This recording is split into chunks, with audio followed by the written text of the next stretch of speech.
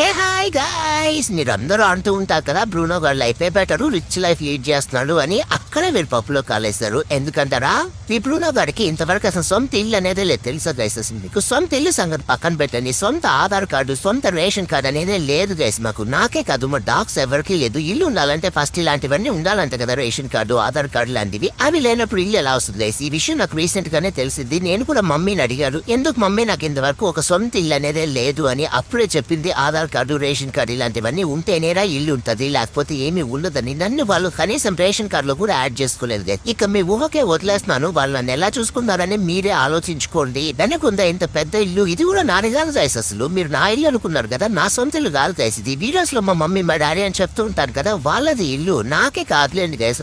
ఏ ఒక్క డాగ్ కి కూడా సొంత ఇల్లు అనేది ఉండదు తెలుసా మీకు? అందుకే కదా మేము ఎప్పుడు ఎవరింట్లో పడితే వాళ్ళ ఇంట్లో ఉంటాము, అప్పుడప్పుడు వీధుల్లో కూడా తిరుగుతూ ఉంటాము, ఎక్కడ పడితే అక్కడ